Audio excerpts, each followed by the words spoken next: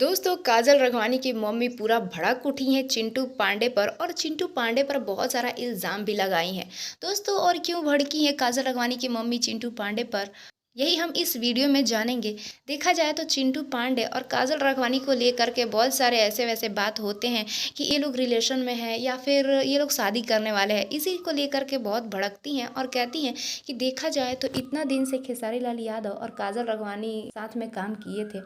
सब लोग कहते थे कि हाँ ये लोग शादी करेंगे या फिर कुछ भी तरह तरह की बातें करते थे, लेकिन खेसारी लाल यादव साफ इनकार कर देते थे कि ऐसा कुछ हमारे बीच नहीं है। लेकिन चिंटू पांडे ऐसा कुछ नहीं कहते हैं। देखा जाए तो जब से काजल राघवानी और खेसारी लाल यादव अलग हुए हैं, देखा जाए तो चिंटू पांडे और काजल राघवानी बहुत साथ में काम करने लगे हैं और मिलजुल कर काम करते हैं। इसको लेकर के सब लोग तरह तरह के बातें करते हैं कि हाँ चिंटू पांडे और काजल राघवानी शादी करने वाले हैं।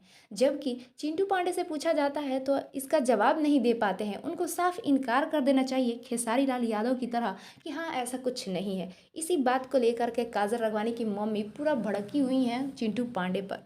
तो दोस्तों आप सबको इसके बारे में क्या कहना है, आप अभी राय कमेंट्स बॉक्स में ज़रूर बताइएगा।